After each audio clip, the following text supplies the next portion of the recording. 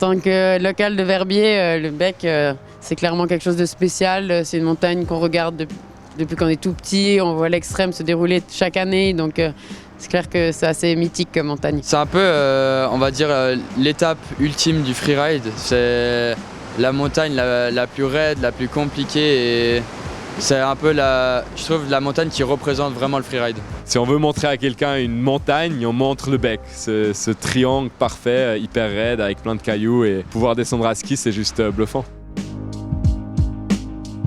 C'est clairement mythique, c'est une montagne déjà esthétiquement méga jolie. Ça représente aussi toutes les légendes qui ont fait le freeride, qui sont encore dans le freeride. Je regarde depuis les juniors sur cette compète, sur des idoles de moi et c'est cool de faire partie. Quand j'étais petit, on regardait un peu, on suivait pas énormément, mais on suivait quand même l'extrême et puis je me souviens, mais les gars qui font l'extrême de Verbier, c'est des gros malades. Et puis, en tout cas, je pense que je vais jamais faire ça de ma vie. Enfin, c'est vraiment un truc de malade. Et maintenant, je suis là et franchement, à chaque fois que j'y pense, je me dis mais qu'est-ce que je fais là?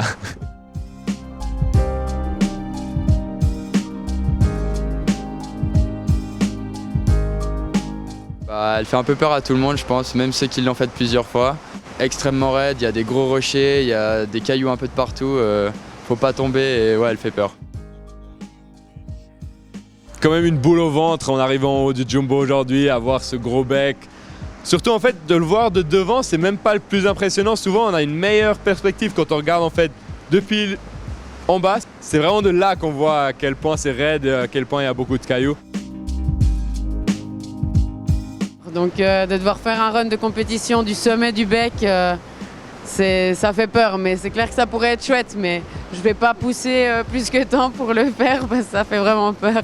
De la faire dans une compète, ça fait clairement plus peur que de juste de la rider un jour parce que tu peux la rider plus tranquillement, tu peux pas faire tout d'un coup et tu dois pas vraiment te pousser. Donc honnêtement, de faire le Bec des Roses en compète, c'est ça plutôt qui me fait bien peur.